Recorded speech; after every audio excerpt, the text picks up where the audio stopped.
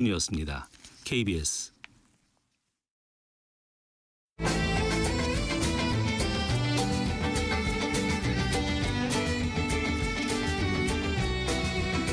오늘을 함께하며 여러분의 내일을 응원합니다.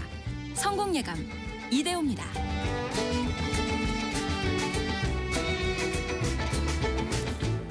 성공예감 이대호입니다. 2부가 시작됐습니다. 1월 2일 화요일 오전 10시 5분 엄청 추운 날 특히 건강 조심하셔야 하는 날 너무 춥습니다. 오늘도 2부까지 또 함께해 주셔서 감사합니다. 오늘 경제상식 퀴즈의 정답 좀 무거운 내용이었죠.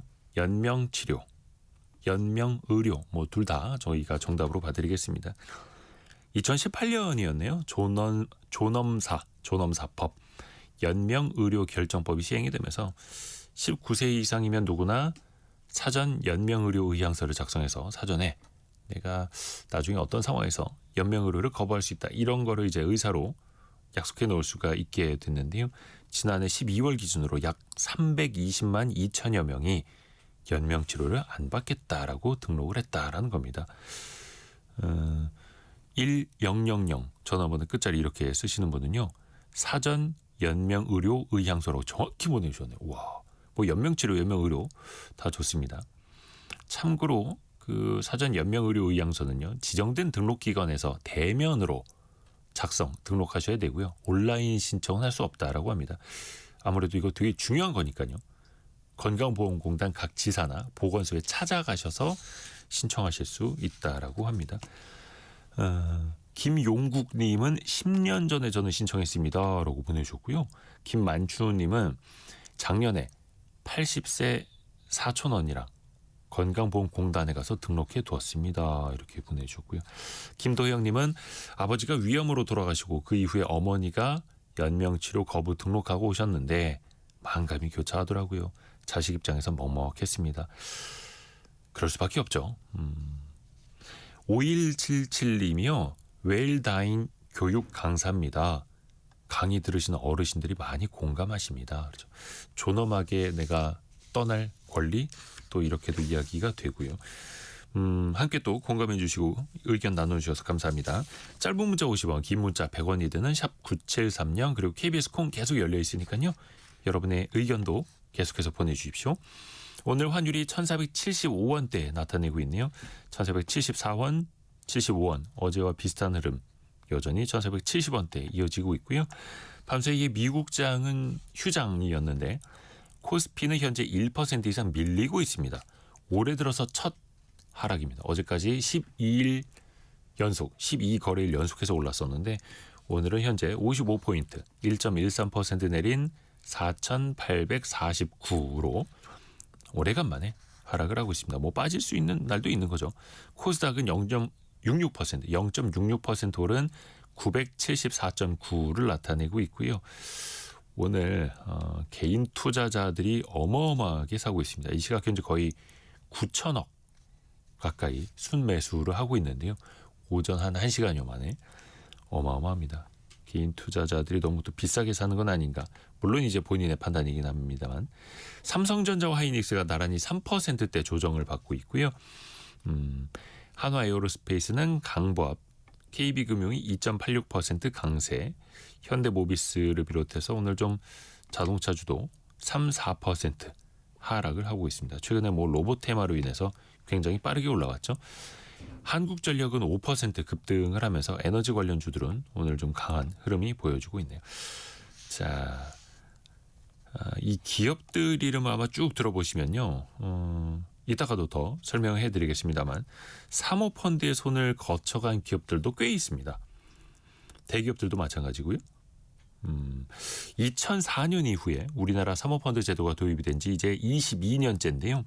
하지만 MBK 파트너스의 홈플러스 사태처럼 사모펀드가 들어가면은 결말이 좋지 않다. 이런 인식들도 좀 생겨나고 있죠. 기업 사냥꾼이라는 오명도 있고요. 또 최근에 우리나라에서 사모펀드들이 외식 프랜차이즈들, 저가 커피 브랜드들도 막 사모으고 있던데 왜 그러는 걸까요? 사모펀드의 현 주소를 한번 같이 알아보시죠. M&A 연구소 김영진 소장과 함께합니다. 안녕하세요. 네, 안녕하십니까. 오랜만에 모셨습니다. 네. 앞으로 조금만 마이크 쪽으로 네. 나와주시면 감사하겠습니다. 우선은 가장 큰 이슈니까 홈플러스 이야기를 좀 안 할 수가 없을 텐데요. MBK 파트너스가 1,000억 원 정도의 대출을 직접 부담한다라고 밝혔습니다. 물론 이건 뭐 추가 투자는 아니고 대출이죠. 네. 어떻게 좀 급한 불을 끌 수 있겠습니까?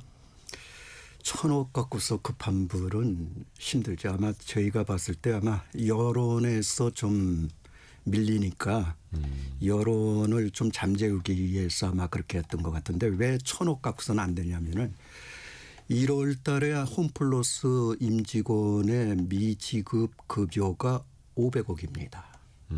그게 지금 지급이 안 되고 있고요. 월급 못 준 것만 500억. 네. 그다음에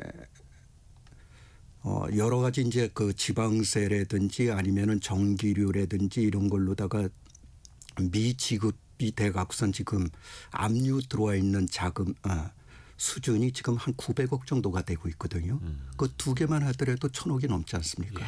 그리고 매달 500억이라는 인건비는 계속 나갈 겁니다. 그렇기 때문에 1,000억 갖고서는 택도 없는 소리고 아마 지금 어제 구속 심사도 아마 했던 걸로 알고 있는데 여러 가지 이제 정치적 사회적인 이제 여론에서 이제 불리하니까 이런 식으로다가 우리 자체가 1,000억을 갖다가 낼 테니까 좀 다른 금융기관에서 한 3,000억 정도로다가 긴급하게 좀 도와달라 하는 식으로다가 지금 호소하고 있는 걸로다가 보여지고 있습니다. 그러니까 실질적으로 어떤 좀 뭐 여론전을 위한 것이지 판단하기에는 1,000억 가지고는 네. 홈플러스의 급한 불을 끄기에도 부족하다 이렇게 네, 맞습니다. 보시는 거고요. 뭐 어찌됐든 간에 그 지난주였습니다. 그 김병주 MBK 파트너스 회장에 대한 구속영장은 이제 기각이 됐다는 것에서 네. 뭐 불구속 상태에서 계속 뭐 이제 수사는 받고 뭐 이렇게 재판도 갈 수 있겠죠. 그러면 일단 홈플러스는 기업 회생 절차 들어가 있는데 네. 인수하겠다라는 마땅한 기업이 현재까지는 안 나오는 거잖아요. 김영진 소장님이 보시기에 네. 홈플러스를 인수할 만한 기업이 있을까요? 예전 막 후보군들 좀 나오긴 했잖아요. 네, 맞습니다. 언론에 이제 많이 이제 기사화돼 갖고선 많이 나오는데 기사를 쓰시는 이제 기자님들이 아마 추측성 기사들을 갖다가 쓰는 것 같아요. 대표적으로다가 언론에 소개된 업체들이 농협, 하나로마트를 운영하고 있는 농협, 네.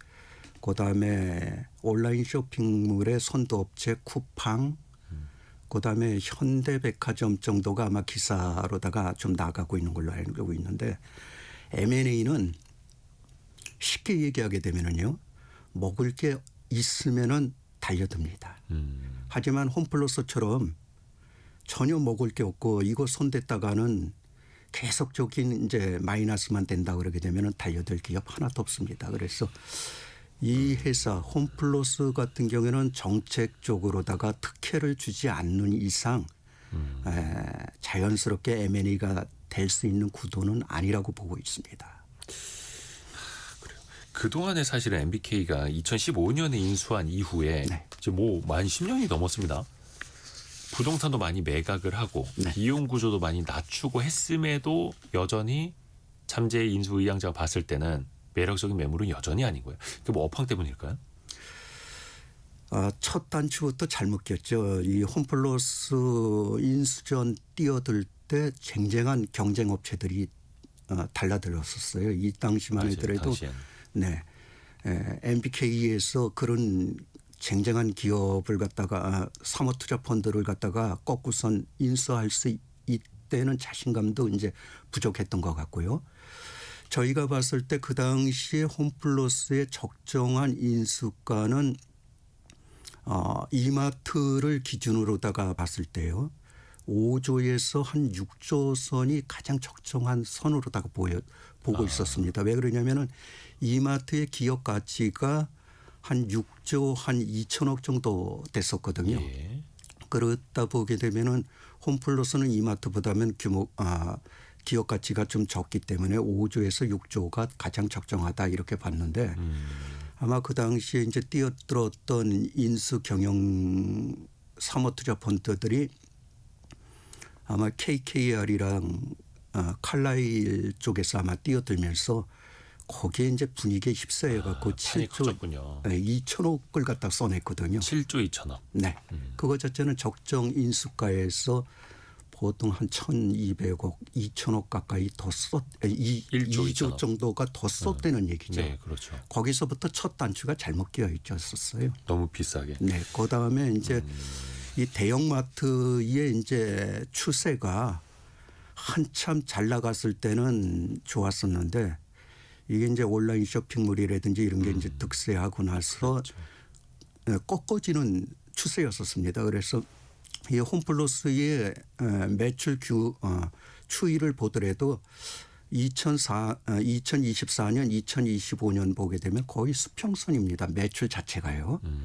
그다음에 이제 홈플러스 인수할 때 이제 과도한 LBO를 갖다 썼다 하는 얘기들을 많이 하는데 레버리지죠. 네. 레버리지. 한 60%의 이제 부채를 안고선 뛰어들었습니다. 그 60%의 부채의 금융 비용이 상당했었거든요.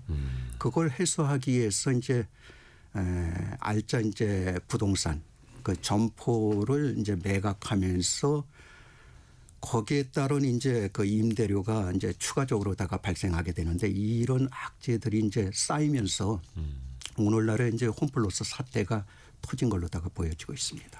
야, 그러면은 60%를 부채로 일으켜서 산 거였으면 거의 뭐 부채만 4조 원대가 그렇죠. 됐다라는 거고 네. 우리가 뭐 집을 살 때도 뭐 LTV라고 하는 게 있어서 40% 아니면 뭐 70%까지도 되지 않습니까? 뭐 천천히 이제 갚아 나가는 네. 건데 뭐 30년이 될 수도 있겠고 사모펀드도 그래서 이제 왜 LBO 방식 레버리지 바이아웃이라고도 하는데 뭐 부채 일으키는 경우 많잖아요. 많죠. 근데 어느 정도까지 부채를 일으키면 이거 좀 선을 넘더라 위험해지더라. 혹시 그런 선이 있을까요? 우리나라 같은 경우는 이제 규제가 좀 있습니다. 사모투자펀드에 대한 규제가요. 현행 그 실정법상 그 실정법이라면 이제 자본시장법인데 자본시장에 정확한 이제 조는 제가 까맣까맣한데 아마 249조에 아마 규정이 돼 있는 걸로 알고 있습니다. 일반 사모투자펀드 같은 경우에는 펀드의 순자산 규모의 400%를 넘지 못한다 하는 규정이 있습니다. 그다음에 기관이 참여한 그 사모투자펀드도 마찬가지 이제 400%로다가 한정이 돼 있거든요. 네. 홈플러스는 적법하게 이제 그 작업은 해놨습니다. 400% 미만으로다가 들어와 있기 때문에요. 하지만 업계, 그냥 M&A 업계라든지 투자 업계에서 봤을 때는 담보 비율에서 60%를 넘게 되게 되면은 금융 비용 때문에 좀 위험하다 하는 속성들이 좀 있습니다. 정확하게 이제 홈플러스가 이제 거기에 이제 물론 맞춰 뭐 들었던 거죠. MBK는 당시에는 뭐 그렇게 턱에 차게 대출을 받아서 인수를 하더라도 네. 홈플러스가 잘 벌 것이라고 생각을 했겠으나 2015년 그 인수 시점이 정확히 쿠팡이 로켓 배송을 본격화하겠다 선언했던 그 해 아니겠습니까? 치열했던 거죠. 더 그래서. 근데 MBK 파트너스 같은 경우에는요. 그래도 굵직한 인수 합병 많이 했습니다. 많이 했죠. 예전에 대우정밀, 코웨이 그리고 옛 ING 생명이죠. 오렌지 라이프 등등 인수해서 또 잘 되판 사례들도 있는데 아시아 최대 사모펀드 운용사 이렇게도 표현을 하지 않습니까? 네. 김명주 회장 같은 경우에 뭐 지금 이제 삼성전자 주가 많이 올라서 좀 달라졌겠습니다만 우리나라 최고의 부자 반열에 오르기도 했었고 MBK는 언제부터 이렇게 커진 겁니까? MBK 설립이 아마 2005년 정도 네. 되는 걸로 알고 있는데 김병주 회장 같은 경우에는 글로벌 그 3대 사모투자펀드라고 그러죠. 그 3대 사모투자펀드라고 그러게 되면 이제 블랙스톤이라든지 KKR이라든지 칼라일인데 네. 칼라일의 아시아 총책 회장을 갖다가 역임을 했습니다. 나름대로 이제 그래서 인정받은 거죠. 네, 글로벌 사모투자펀드에서 이제 능력을 인정받고 칼라일이 그 당시에 이제 우리나라에 이제 한미은행 딜할 때 이제 참여를 했었는데 네. 한국 실정을 보니까 본인이 독립해서 한국에서 사모투자펀드를 운영하게 되면은 나름대로의 가능성이 있다는 걸 갖고서 칼라일에서 같이 일했던 멤버들이랑 같이 만든 게 이제 이 MBK 파트너스입니다. 그래서 1호 펀드는 그렇게 규모가 크지는 않았습니다. 한 15억 달러 정도 해각선 1호부터 시작해각선 2025년도에 6호 펀드까지 이제 조성이 됐었는데 총 펀드의 운영 금액이 320억 불이 넘습니다. 우리나라 돈으로다 보게 되면 한 46조 정도의 이제 네. 막대한 금액이거든요. 이걸로다가 이제 1호, 2호, 3호 쭉 해각선 이제 투자를 많이 했었는데 홈플러스를 투자했던 펀드가 3호 펀드입니다. 3호 펀드에서 이제 홈플러스가 이제 걸리게 됐고요. 4호, 5호에서 이제 많이 알려졌던 오스템 임플란트가 이제 5호 펀드였었고요.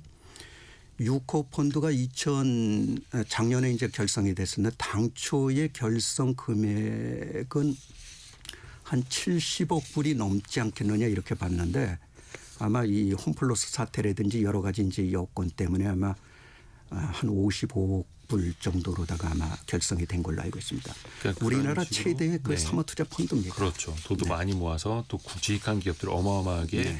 인수를 했던 아시아 최대 규모의 이제 사모펀드 운용사고 모르시는 분들을 위해서 4092님처럼 사모펀드는 사모님들만 하는 펀드인가요? 이렇게 그 사모님 할 때 사모는 아니고 사적으로 모은다라는 거죠. 맞습니다. 49인이 하루. 우리나라 이제 법에 이제 그 규정이 돼 있죠. 그 일반인들은 49인. 네. 법적으로 허용된 이제 한도가 기간 포함해 각서는 100인 이하면은 사모투자 펀드를 결성할 수가 있고요. 네.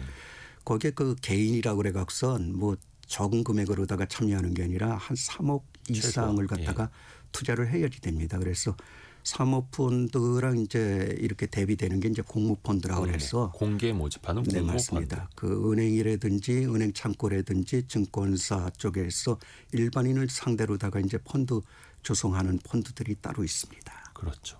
그래서 사적으로 모으는 게 사모펀드, 네, 맞습니다. 공적으로 모으는 게 공모펀드, 네. 이렇게 공개해서. 네. 그래서 사모펀드 같은 경우에는 어디 뭐 판매처에서 먼저 또 권유를 하면 또 안 되고 뭐 이런 또 규정도 있더라고요. 상당히 좀 폐쇄적이지만 나름대로의 그 공모펀드에 비해서 자율성은 좀 많이 그렇죠. 부여가 돼 있습니다. 아무래도 고액 자산가들 또 전문 투자자들이다 보니까 일종의 믿고 맡기는 네. 알아서 투자해 주시고 그래서 왜 영어로 블라인드 펀드라고도 또 표현을 하고요. 하여튼 그런 사모펀드의 시장입니다. 근데 이제 MBK의 사례를 보면 홈플러스 말고도요. 일단 투자를 하고 물론 이제 투자금은 회수를 해야겠습니다만 그 과정에서 차입금 이자 때문에 뭐 계속해서 그 회사에서 돈을 너무 빼나가는 것 아니냐 이런 비판을 산 적들도 있었어요. 네. 물론 이들이 봤을 때는 그게 금융이라는 기술입니다라고도 할 수 있겠으나 좀 어떻게 봐야 될까요? 사모펀드를 갖다가 이제 그 일반인들은 도덕적으로다가 보는 경향이 있거든요. 항상 이제 저 같은 경우는 이제 그런 얘기를 많이 하는데 투자 행위를 도덕의 잣대로다가 봐서는 안 된다 하는 얘기들을 많이 합니다. 펀드 자체는 수익을 갖다가 바라고선 들어왔던 돈의 집합체거든요. 그렇기 때문에 법에서 허용하는 방법에서 모든 방안 중에서 최대의 그 수익을 올릴 수 있는 방안을 갖다 짜내는 게 이 펀드의 특성입니다. 그렇기 때문에 사회적인 아니면 여론에서 욕을 먹는 한이 있더라도 법에 허용된 테두리나 의해서 큰 수익이 날 수 있는 방안이 있다 그러게 되면 뛰어들게 됩니다. 그런 예전에 이제 논스타 같은 경우 이제 비판을 많이 했죠. 논스타 같은 경우에도 법에서 허용되는 범위 내에서 돈을 많이 빼갔거든요. 뭐 유상증자라든지 아니면 고배당이라든지 그렇죠. 아니면은 뭐 자산을 갖다가 매각해 갖고선 빼간다든지 해 갖고선 모든 수단을 동원해 갖고선 본인들이 투자한 금액을 갖다가 빼가서 이제 논스타가 큰 수익을 갖다가 올리게 됐었는데 네. 마찬가지입니다. MBK도 천사표로다가 홈플러스에 들어온 게 아니라 수익을 바라보선 들어왔던 거거든요. 그렇죠. 그래서 뭐 자선 사업하려고 인수한 게 네. 아니니까요. 그래서 법에서 허용된 범위 내에서 여러 가지 이제 행위를 했는데 그 중에 이제 하나가 아까도 얘기했지 MBO 방식 거대한 이제 MBO 방식으로다가 들어왔던 것도 있었고 또 한 가지 이제 자산을 매각하고 그 매각한 점포를 재임대해서 또 이제 영업했던 행위 아니면은 이제 구조조정을 하려고 했었는데 이제 노조의 이제 극렬한 이제 반대 때문에 이제 구조조정까지는 못 갔는데 여러 가지 이제 행위들을 했는데 그게 이제 오늘날 이제 비판의 대상이 됐던 거죠. 금융 투자 행위를 도덕의 잣대로 보면 안 된다. 그렇죠. 사실은 그 사모펀드 안에 내가 가입해 있는 연금 기금이 투자를 하고 있을 수도 있는 거고 네. 우리가 또 간접적으로 뭐 사모 재간접 펀드도 이제 공모 형식으로 나오니까 일반인들도 아주 간접적으로 또 거기에 투자를 하고 있을 수도 있는 거니까요. 네. 돈에는 피가 흐르지 않는다라는 말이 또 여기서 딱 맞는 것 같기도 하겠고요. 네. 사모펀드 그 인수합병 이후에 가장 자주 발견되는 부작용이 있다면 또 어떤 게 있을까요? 아까도 얘기했지만 그 수익을 노리기 때문에 그 기업의 가치를 상승해서 제3자한테 매각하는 게 이제 교과서적인 방법입니다. 네, 하지만 그 기업의 가치를 갖다가 상승시키기 위해서는 비용이 발생되거든요. 그 비용 들어가는 비용 대비 수익이 안 나온다 하게 되면은 기업 가치 상승하는 작업을 하지 않습니다. 역으로다가 기업 가치가 하락하더라도 수익이 날 수 있다 그러게 되면은 과감하게 그 기업 가치를 갖다가 하락시키는 경향들이 좀 있거든요. 그걸 일반인들이 봤을 때는 상당히 비난들을 갖다가 많이 하게 되는데 왜 저 회사에 조금만 더 투자하게 되면은 좋은 회사가 될 텐데 투자를 안 하느냐 하는 형의로다가 이제 항의들을 많이 하는데 네. 사모투자펀드의 논리로서는 그게 통하지가 않습니다. 또 한 가지 이제 지금 그 식용유업 쪽에 이제 많이 이제 들어오게 되는데 그렇더라고요. 커피 전문점을 인수해서 가격을 인상했다. 왜 인상을 했겠습니까? 그 기업의 수익을 갖다가 노리기 때문에 하는 그렇죠. 거거든요. 수익성 높이려고. 네. 만약에 가격 인상을 하지 않는다 그러게 되면은 그렇게 그 큰 수익이 안 나올 거고 또 한 가지 그 기업의 현금이 많이 유입이 되게 되면은 법이 허용되는 한도 내에서 그 현금을 갖다가 재투자라든지 아니면은 빼가는 구도로다가 이제 투자 수익을 갖다가 환수를 하게 됩니다. 일반인들이 봤을 때는 왜 현금이 유입되는 걸 갖다가 빼가느냐 하는 식의 이제 비난들을 많이 하거든요. 그래서 일반인들이 보는 관점과 사모투자 펀드를 경영하는 사람들의 관점에 상반된 논리들이 좀 있습니다. 그렇죠. 사모펀드 입장에서는 투자를 회수하기 위해서는 당연히 비용 구조 낮추고 네. 매출을 키워야 하니까요. 근데 최근에 보면은 뭐 최근도 아닙니다만은 왜 외식 프랜차이즈 브랜드들 어디 무슨 뭐 보쌈 족발집 네. 무슨 뭐 순대집까지도 사모펀드들이 네. 치킨집까지도 많이 인수를 했잖아요. 또 요즘에는 이른바 저가 커피 브랜드도 또 인수를 하고 있고 외식 브랜드를 좋아하는 이유는 뭡니까? 이 사모펀드들이.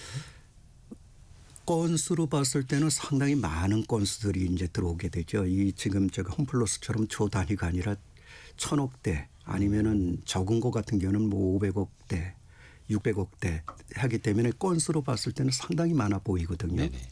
그거 첫째는 규모가 적은 사모투자펀드들이 들어오기 딱 좋습니다. 그런 경향이 있고 또 한 가지는 이게 그 설비 사업이 아니기 때문에 식용유업 같은 경우는 설비 사업이 아니기 때문에 큰 거대한 자금이 차후에 그 자금이 들어가지 않는 업종 중에 하나거든요. 하기 때문에 추가 상당히 투자를 할 필요 없는. 맞습니다. 그리고 또 한 가지 아까도 얘기했지만은 식용유 업체 같은 경우 특히 그 프랜차이즈 업 같은 경우에는 현금이 꾸준히 유입되는 업체입니다. 그렇기 네. 때문에 투자 자금을 회수하기 딱 좋은 업종 중에 하나거든요.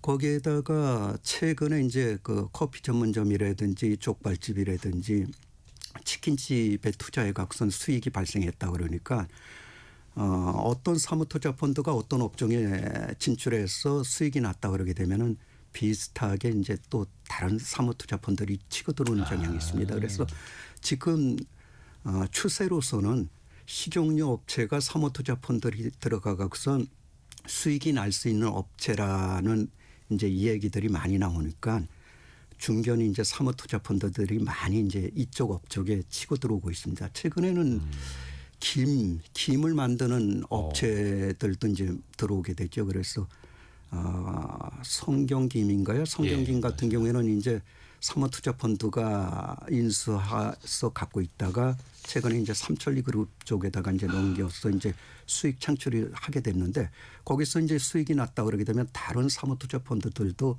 김 사업에 이제 참여하게 됩니다. 검은 반도체. 네, 맞습니다. 이제 또 해외 수출도 엄청나게 된다고 하는데 그 김 기업도 지인작에 또 사모펀드는 찜해놨고 네. 그걸 이번에 속된 말로 이제 엑시트 네, 하면서 또 이제 투자금도 회수를 한 거고요.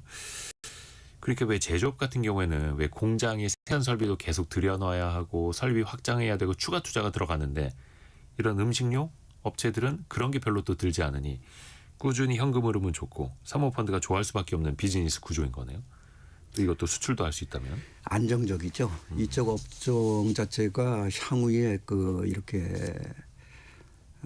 이렇게 뭐랄까 시장에서 이렇게 퇴출되는 업종이 아니고 식용유업이라는 건 꾸준한 업종이잖아요. 근데 어떤 제조업체 같은 경우는 현재는 상당히 그 두각을 나타내는 사업이지만 그게 이제 몇 년 가갖고서는 전혀 그 쓸모없는 그 제조업이 될 수가 있거든요.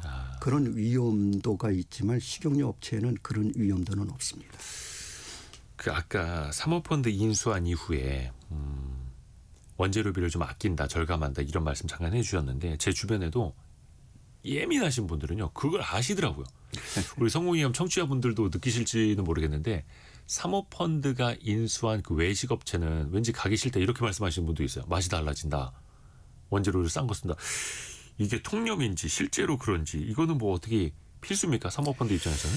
제가 봤을 때 맛이 떨어진다 하는 거는 아마 물론 이제 개개인의 주관적인 것도 주관적인 있겠습니다만. 얘기 같고요. 예. 객관적으로 봤을 때 맛은 떨어지지는 않을 겁니다. 하지만 사모투자펀드가 인수해 갖고선 시장에서 허용되는 한에서 가격은 인상을 할 겁니다. 그러니까 비난을 받지 않는 선에서 가격 인상은 사모투자펀드들이 인수할 식용유 업체들은 필수적으로 나오게 됩니다. 그렇죠, 그렇죠. 또 사모펀드는 어찌됐든 간에 하나를 누구 뭐 장인처럼 인수해서 30년 경영해야지 이런 건 아니지 않습니까? 샀으면 어이구. 팔려고 하는 거고 흔히들 이제 금융가에서 바이아웃이라고도 하는데 샀으면 이제 팔기 위해서 사는 게 또 목적이고 몇 년 후에 되판다 뭐 이런 공식 같은 게 있습니까? 사모투자펀드가 10년, 20년 동안 그 기업을 경영한다 그러면 사모투자펀드는 망합니다. 아 그러나요? 사모투자펀드는 개인 그 사모투자펀드 오너의 주머니에서 나오는 돈이 아니라 투자가들의 자금을 모아서 만든 게 사모투자펀드거든요. 그러니까 MBK라고 해서 다 김병주 회장 돈도 아니고 그렇죠. MBK의 순 자산도 아니고 네. MBK 펀드에 투자해주는 다른 법인들, 개인들의 돈이라는 거죠.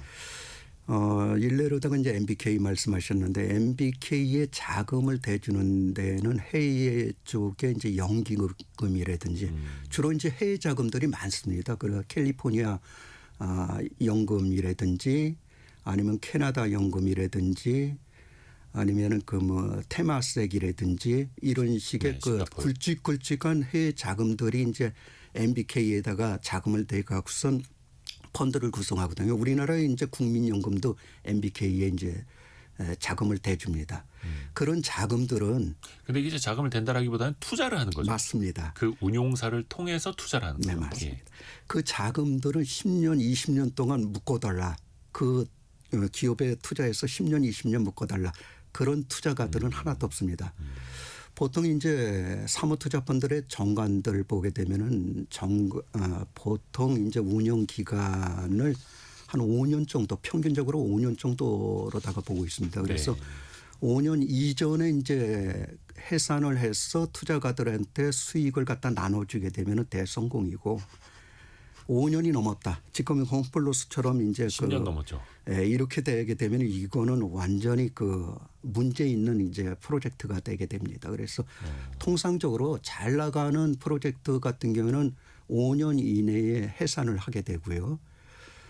이제 그 잘못 낀 이제 프로젝트 같은 경우는 그 MBK가 몇 건에 이제 잘못 낀 게 있었어요. 그 예전에 이제 한솔저축은행 인수했을 때도 상당히 고전을 하다가 장기간 갖고 있다가 이제 그것도 매각을 했었고 영화 엔지니어링 같은 경우에 이제 영화 엔지니어링의 모델을 홈플러스가 이제 따라하는 것 같은데 영화 엔지니어링 같은 경우에는 이제 규모가 적었습니다. 1,000억대의 딜이었었거든요. 네, 네. 1,000억대의 딜에 50% 손실을 보고선 이제 그게 딜이 됐다고 하는 거랑 지금 이제 홈플러스의 7조 2천억짜리 딜을 영화 엔지니어링의 모델로다가 따라갈 수 있는 모델은 아니었었거든요. 규모가. 영화 엔지니어링 같은 경우에도 이제 상당히 실패한 딜 중에 하나였었습니다. 그래서 사모투자펀드라고 해서 무조건 성공하는 게 아니라 잘못했다가는 사모투자펀드 쪽박찹니다. 우리나라에서 옵티머스인가요? 그 네. 사모투자펀드 문제 삼아갖고서 형사이권까지 된 경우도 상당히 많이 있습니다. 라임이라는 네, 맞습니다. 것도 있었고 네. 옵티머스 문제도 있었고 그래서 사모펀드가 굉장히 또 정직해야 하는 거고 그러면은 지금 MBK라는 운용사의 능력을 보고 MBK 펀드에다가 돈을 태워서 홈플러스에 간접 투자를 했던 투자자들은 10년째 그 자금이 묶여 있는 거예요. 묶여 있죠. 내주지도 못하고요. 네. 거기에 투자한 회사들이 대부분 이제 캐나다 연기금, 테마색 이런 회사들입니다. 물론 이제 뭐 MBK 마이클 병주킴을 보고 투자를 했겠습니다만 그 전에는 내가 돈 많이 벌어들이지 않았느냐 뭐 또 네. 이렇게도 할 수도 있겠고 반대로 사모펀드가 또 너무 어두운 면만 있는 건 아닙니다. 왜 회생을 잘 시켜주기도 하고 사모펀드 아니었으면 정말 어려움에 빠질 뻔한 기업들 투자에서 좀 잘 된 사례들도 좀 알려주세요. 자본주의가 발달된 회사 나라에는 사모투자펀드들의 그 기여가 상당히 많습니다. 우리나라에서 사모투자펀드들을 갖다가 그렇죠. 그러니까 왜 사모펀드가 많이 발달한 나라에서 또 금융산업도 네, 발달한 나라일 맞습니다. 테고요. 이게 그 도입을 하게 됐던 것도 그런 나라들을 보고선 했던 거거든요. 홈플러스처럼 이제 어두운 면도 있지만 어두운 면은 불과 이제 10% 미만이고 90%의 밝은 면들도 많습니다. 일례로다가 한번 MBK 지금 얘기 나오는데 MBK가 나쁜 면만 있었던 게 아니라 좋은 점들도 많았었거든요. 일례로 MBK가 이제 투자해서 이제 성공했던 딜 한번 말씀드려 볼게요. 두산그룹 상당히 유동성 위기 때문에 힘들어졌을 아하. 때가 있었습니다. 그렇죠. 그때 이제 두산그룹이 갖고 있었던 아주 그 좋은 기업들이 이제 많이 이제 그 파산 직전까지 간 경우도 상당히 많았었거든요. 그때 이제 MBK가 어떤 회사에 들어갔었냐면 두산 공작기계인가요? 그런 회사에 아마 들어가게 됐을 겁니다. 그 MBK가 들어가지 않았으면 그 회사는 아마 전국적으로 이제 파산까지 갔던 회사였었는데 MBK의 자금으로다가 그 회사에 투자가 들어갔고요. MBK가 투자함으로 인해 갖고선 어느 정도의 시간을 벌고 글로벌의 이제 글로벌 영업망을 확증시키고 자금이 있기 때문에 R&D 투자까지 더 해갖고선 지금 세계적인 공작기계 회사가 돼갖고선 지금 회생이 된 상태가 된 게 있고요.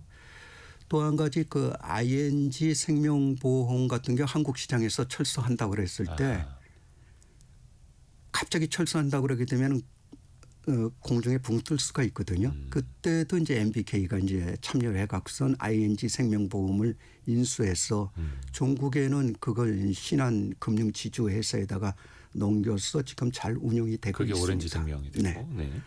또 한 가지 아마 대한전선 지금 주식 투자하시는 분들 많을 겁니다. 네. 대한전선 사태 터졌을 때 자본 잠식 상태까지 갔었거든요. 그렇죠. 네.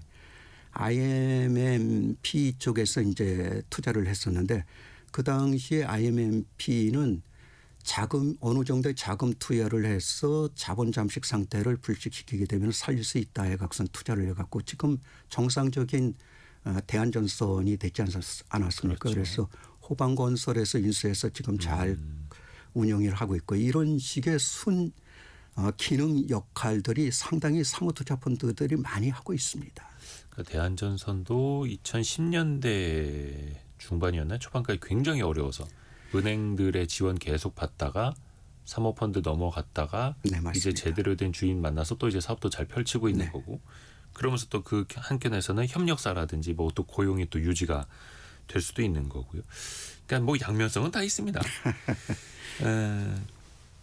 사모펀드를 이제 이거 하나 좀 여쭤봐야겠네. 그러면은 중간에 사모펀드를 거쳤다가 일반 기업에게 인수되기도 네. 합니다. 뭐 전략적 투자자 아니면은 FI라고보다는 이거 어떻게 표현해야죠? 재무적 재무적 투자자, 네. 재무적도 이렇게 나눠서 부르기도 하는데 어떤 점이 가장 다를까요? 사모펀드가 들어오는 거랑 전략적 투자자가 들어오는 것? 보통 이제 그 기술력이 있는 회사, 특히 그 오너가 엔지니어링이 있는 회사들 같은 경우는 딜을 할 때 일반 기업이 자기네 회사를 인수하는 것보다 사모투자펀드가 인수했을 때 상당히 좋아합니다. 왜 그러냐면은 파는 사람 입장에서요? 네, 파는 사람 입장에서요. 네. 왜 그러냐면은 사모투자펀드 같은 경우에는 이제 나름대로는 경영을 한다고 하지만 한시적입니다. 그 한 5년 정도 본인들이 이제 투자금을 회수할 때까지 이제 경영에 참여를 하게 되는데 그러다 보니까 이제 기술력이 있는 오너가 있다 그러게 되면 그 기술력이 있는 오너를 안고선 가게 됩니다. 그래서 어떤 사모투자펀드 같은 경우는 대표이사 자리를 기존에 있는 대표이사한테 유지를 시키면서 사모투자펀드는 자금이라든지 그러니까 재무적인 관리는 사모투자펀드가 하고 회사 경영은 전적으로 이제 오너가 예전에 오너가 이제 하게끔 하는 이제 사모투자펀드들도 있거든요. 그러므로 인해 갖고선 회사를 정상화시킨 다음에 사모투자펀드들은 본인들이 투자한 투자금을 회수해서 나가면 되는 거고 또 한 가지 그 오너 입장에서도 잘 회사 경영을 잘하고 오너가 제3의 투자를 받아갖고 그 회사를 다시 살 수도 있습니다. 그런 기업들도 종종 있기 때문에 사모펀드에다 팔았다가 본인이 다른 네. 투자금 받아서 다시 되사고. 네. 그렇기 때문에 기술력 있는 회사의 오너들은 사모투자펀드가 들어온다 그러면 상당히 좋아합니다. 또 한 가지는 경영 참여뿐만이 아니라 아까 이제 앵커님도 얘기했지만 FI라고 그러죠. 재무적 투자자. 저희한테도 이제 그런 제안들이 많이 들어오는데 사모투자펀드에서 이제 어떤 딜이 이제 시중에서 이제 돌아댕긴다 하게 되면은 제안이 옵니다. 우리는 이제 경영에는 참여할 저기는 없으니까 우리가 이제 재무적 투자만 할 테니까 투자 수익을 확보할 순 안만 달라. 그러게 되면은 우리가 투자 자금만 넣어주겠다 해갖고선 SI 그러니까 전략적 투자자들과 둘이서 어떤 딜을 갖다가 참여하게 되는 딜들도 많이 하게 됩니다. 나는 돈만 투자할 테니 네, 알아서 맞습니다. 경영 잘 해주고 내 돈만 불려서 잘 돌려줘. 네, 이런 맞습니다. 식으로 이제 재무적 투자자가 되는 거죠. 근데 지금도 사실은 일반 개인도 사모펀드에 가입은 할 수 있습니다. 근데 앞에서 말씀해 주신 것처럼 최소 문턱이 한 3억 원 이상이다 보니까 이게 예전에 사모펀드 문턱 낮춘다고 해서 1억 원 이상으로 했다가 라인펀드 사태 터지고 옵티머스 사태 터지고 하니까 아이고 안 되겠다. 다시 자산가들의 영역으로 전문 투자가들의 영역으로 만든 거. 그러니까 시장 전반적으로 봤을 때는 그건 어떻게 좀 평가하세요? 사모투자펀드 운영하시는 분들 입장에서는 일반인들 그 3억대의 일반인들이 들어오는 거는 그렇게 달가하지 않습니다.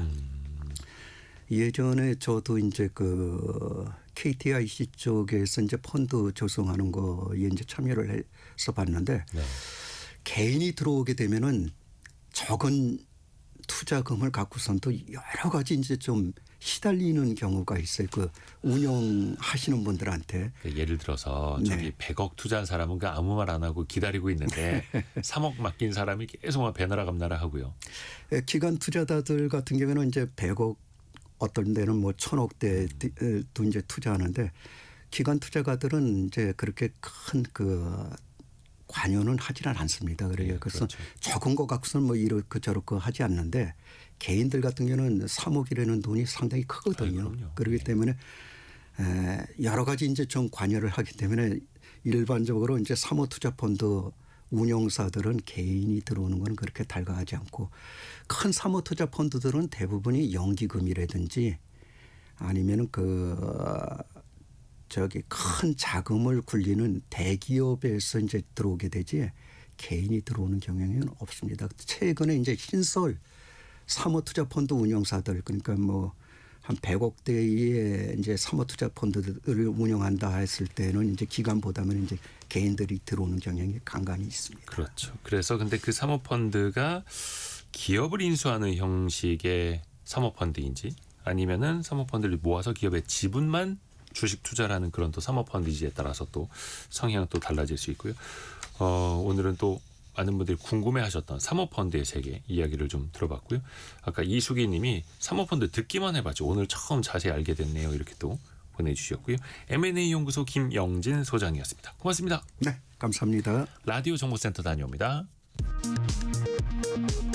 김경 서울시 의원으로부터 공천헌금 1억 원을 받았다는 의혹을 받는 강선우 의원이 경찰에 출석했습니다. 강 의원은 출석하며 원칙을 지키는 삶을 살아왔다고 말했습니다. 해외 주식을 팔고 국내로 돌아와 장기 투자하면 해외 주식 양도소득에 대한 소득공제 혜택을 주는 국내 시장 복귀 계좌가 이르면 다음 달 출시될 전망입니다. 지난해 12월 생산자 물가가 한 달 전보다 0.4% 오르며 4개월 연속 상승세를 이어갔다고 한국은행이 발표했습니다. 특히 농산물이 5.8% 오르며 상승세를 이끌었습니다.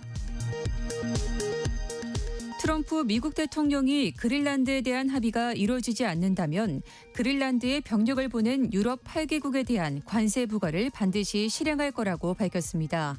다만 그린란드를 무력으로 점령할 의사가 있느냐는 질문엔 즉답을 피했습니다. 지금까지 라디오 정보센터 뉴스 정원나였습니다. 애프터 서비스 시간입니다. 유혜진 리포터 안녕하세요. 네, 안녕하세요. 우리 청취자분들의 질문 들어볼까요? 네, 김경민 님이요. 기초연금을 늦게 신청했다면 그 전에 받을 수 있었던 기초연금은 어떻게 되나요? 하고 궁금증을 보내주셨습니다. 보건복지부에 알아봤는데요. 네. 일단 기초연금은 만 65세가 됐을 때 신청이 가능합니다. 예를 들어 내가 2025년 12월에 만 65세가 됐는데 신청을 2026년 1월에 했다라고 하면 12월분에 대한 기초연금은 받을 수가 없습니다. 단 기초연금은 신청하고 지급 결정이 나기까지 2달까지도 걸릴 수 있다고 하는데요. 2026년 1월에 신청했다고 하면 이제 3월쯤에 결정이 나겠죠. 이 경우에는 신청 시점으로부터 못 받은 부분은 받을 수가 있다고 합니다. 그러니까 사전에 우선은 신청을 먼저 잘 하는 게 중요한 거고요. 그렇죠. 이 때를 놓치시지 않는 게 중요합니다. 또 다른 질문은요? 네, 부동산 관련 질문인데요. 신영수님이 공공의 아파트를 매입해서 임대하면 좋지 않을까 하는 생각이 들어요. 이 방식을 지금 하고 있나요? 하셨습니다. 그럼요. 공공 매입 임대주택 제도 지금도 있죠. 임대주택이라고 해서 다 뭐 국가가 지을 수는 없지 않습니까? 네. 우선은 왜 LH 토지주택공사가 있고 네. SH, GH, 서울도시공사, 경기도시공사 네. 이렇게 있는데 직접 집을 지어서 서민들에게 저렴하게 임대를 해줄 수도 있겠고 아니면은 민간에서 아파트를 지을 때 완공되면 그거 우리가 다 사겠습니다. 우리가 사서 임대 놓겠습니다라고 약정을 하는 방식으로 임대주택을 공급하는 방식도 있습니다. 임대료가 시세 아주 적게는 30%에서 80% 수준으로 거주가 가능하고 한 20년까지도 최장 안정적으로 거주할 수 있다라는 것도 있고요. 그 국토교통부에서 운영하는 마이홈 마이홈 포털이 있거든요. 여기에서 전국의 모든 공공 임대 정보를 또 한눈에 보실 수 있습니다. 다음 질문은요. 네, 선종철님. 자사주를 소각해 경영권 방어에 사용하는 것은 상법에 어긋나는 게 아닌가요? 라는 문의하셨습니다. 현재까지는 자사주를 이용을 해서 현재 경영진, 현재 대주주에게 유리한 방식으로만 쓰는 게 불법이 아니죠. 그래서 그걸 이제 못하게 하겠다라고 법을 바꾸자라고 하는 게 상법 개정입니다. 거의 이제 3차에 이어서 하고 있고 네. 올해 초 이게 국회를 좀 통과시켜서 3월 정기주총이잖아요. 그 전까지는 법안을 좀 만들겠다라는 게 지금 여당의 목표기는 한데 일단 자사주는 자기 회사 주식입니다. 회사 돈으로 산 자기 회사 주식인데 네. 회사가 회사 주식을 갖고 있으니까 여긴 의결권이 없습니다. 예, 그 같은 회사에 대해서는. 네. 근데 이거를 친한 기업에게 팔거나 누군가에게 다른 그 사람이 갖고 있던 주식과 교환을 하거나 하면은 네. 상대방이 내 회사에 대해서 의결권을 행사해 줄 수가 있겠죠. 아, 그걸 이제 왜 백마탄 기사님에서 뭐 백기사라고도 하는데 네. 그러면 다른 주주들의 의사랑 반할 수도 있겠고 회사 돈 그러니까 전체 주주의 주식을 가지고 일부 경영진에게만 유리한 방식으로 이걸 쓸 수 있다라는 거예요. 그래서 이제 그렇게 하지 말고 네. 모든 주주들의 이익을 공통적으로 지킬 수 있게 소각을 하라라는 겁니다. 소각을 하면은 그 해당 주식수가 사라지니 네. 남은 주식수 비중이 똑같이 있더라도 지분율은 높아지고 그 주식의 희소성이 높아지죠. 주당 순이익, 주당 순 자산이 올라가는 효과가 있다 보니까 네. 주주 환원의 개념도 되는 겁니다. 다른 질문 하나 더 볼까요? 네, 9241님이요. 실업급여도 종합소득세 신고 대상인가요? 하고 문자 주셨습니다. 그 실업급여. 네, 실업급여인데요. 근데 이거는 나라에서 주는 거잖아요. 그쵸, 근로의 고용보험을 대가가 통해서, 아니라 네. 사회보장적 성격이기 때문에 당연히 나라에서 주는 거에는 세금을 징수하지 않습니다. 네. 나라에서 복지 차원에서 준 돈에 세금을 다시 내세요 하면 앞뒤가 안 맞지 않습니까? 그렇죠. 유해진 리포터 함께했습니다. 고맙습니다. 감사합니다. 이정옥님 오늘도 잘 배우고 갑니다. 김영환님 오늘도 잘 들었습니다. 또 이렇게 마지막까지 함께 또 인사해 주셔서 감사합니다. 이 시각 현재 원달러 환율은 1478원까지 가고 있네요. 환율이 다시 1480원 가까이 또 가고 있는 상황. 현재는 78원대입니다. 코스피는 0.36% 내린 4,887 그리고 코스닥은 1.1% 오른 979를 가리키고 있습니다. 저희는 내일 아침 9시 5분에 다시 찾아뵙겠습니다. 성공의 감은 오늘도 여러분을 응원합니다.